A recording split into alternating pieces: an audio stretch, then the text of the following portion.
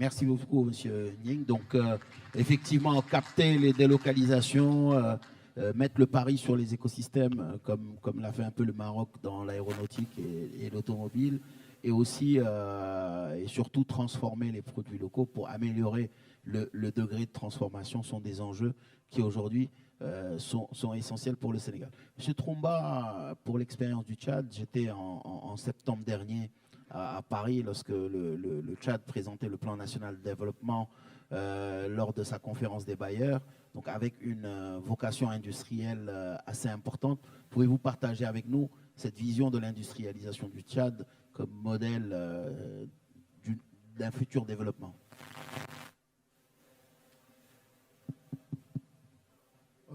Merci, monsieur le modérateur. Je voudrais joindre mes prédécesseurs pour remercier les organisateurs de ce forum, notamment M.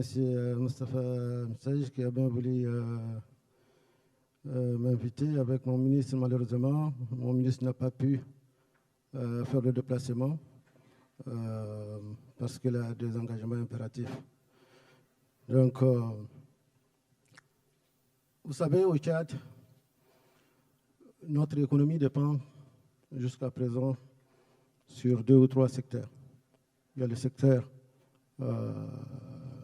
agricole, le secteur, disons, de l'élevage et un peu plus sur le secteur pétrolier. Donc, depuis 2003, le Tchad a commencé à exploiter son pétrole, ce qui a permis de faire beaucoup d'investissements dans le secteur des infrastructures routières, sanitaires, éducatives, socio-éducatives. Donc, je dirais que tout n'est pas fait, mais quand vous parlez du plan de développement du Tchad, c'est axé sur quelques secteurs prioritaires, notamment le secteur énergétique. Vous ne pouvez pas faire un développement sans pour autant avoir de l'énergie. Donc, notre plan de développement national était axé sur les infrastructures énergétiques. Il y a aussi le développement de l'agriculture. Notre gouvernement a investi beaucoup d'argent ces dernières années, 5-6 dernières années, dans le développement agricole. Malheureusement, ça n'a pas donné les fruits escomptés, faute d'une agriculture mécanisée. Donc, je voudrais juste poser une question. On parle du développement du continent africain. Il faut bien se dire à qui profite aussi ce développement, parce que cette industrialisation. Je pense que je reprends un peu le terme du Premier ministre, de l'ex-Premier ministre béninois, qui parlait des squelettes des industries à l'époque.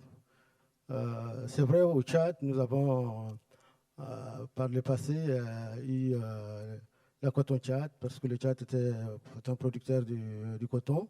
Il y avait eu des usines un peu dans le sud, le centre du pays. Jusqu'à aujourd'hui, la production de la culture du coton a vraiment baissé, compte tenu du fait que, d'abord, il y a les aléas climatiques qui ne sont pas du tout les mêmes qu'avant. Il y a aussi les intrants pour la production de notamment les engrais qui coûtent extrêmement cher. Et le prix du coton n'est plus encourageant pour les producteurs. Donc, il y avait une baisse. On est venu, je crois, de quelques 3000 tonnes. Je ne sais pas, peut-être on est dans les 90 000, 100 000 tonnes ces dernières années. Donc, vous voyez. Maintenant, le gouvernement tchadien est en train de s'atteler sur la mise en valeur de ses ressources minérales, notamment le secteur minier, puisqu'on a exploité du pétrole qui nous a permis, mais on n'a pas su, disons, anticiper les fluctuations de cours de pétrole. Donc, maintenant, il y a toute une politique de mise en valeur de nos ressources minérales. Le gouvernement a adopté récemment un code minier pour faciliter l'attractivité des investisseurs. Mais il se pose aussi un problème de logistique. Pour industrialiser un pays, il faut avoir des infrastructures modernes pour pouvoir amener tous les matériels qui peuvent entrer dans la construction de ces infrastructures. Donc, il y a des efforts qui sont en train de faire dans le but de faire la connexion entre les réseaux ferroviaires Cameroun, Tchad, Soudan. Il y a aussi le rétablissement de l'axe Bol, Ngouri, plutôt Gigimi, ça c'est la frontière nigérienne, pour un peu rattraper la transsahélienne.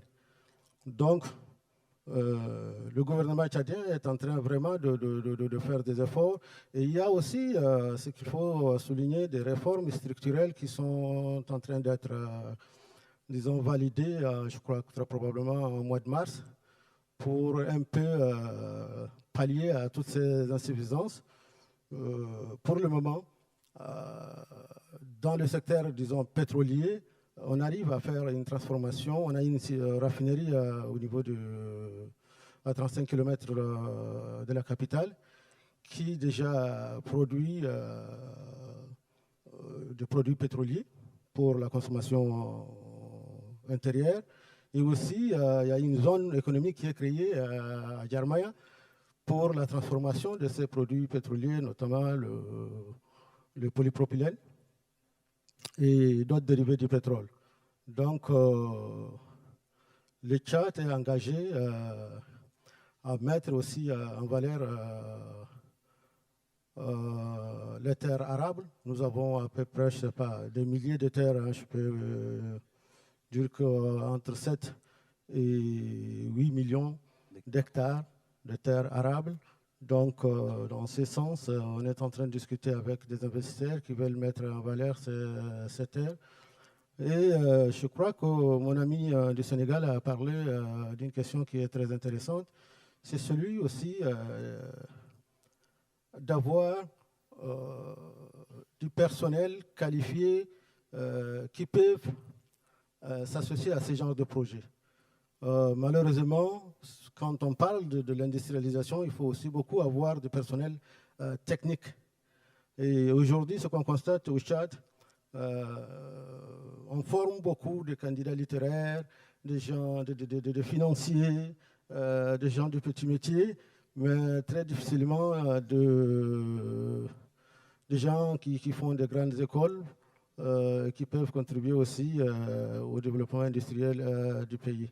Mais je crois que le gouvernement tchadien est très conscient de ces difficultés et nous comptons aussi beaucoup sur les filières techniques pour former des jeunes tchadiens qui puissent participer, disons, à la phase de l'industrialisation de notre pays.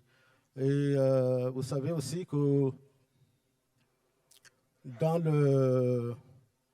dans les secteurs des industries extractives, parce qu'on a constaté aussi qu'au niveau du pétrole,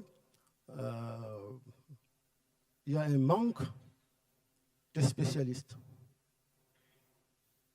Un manque de spécialistes et un manque aussi de compétences pouvant négocier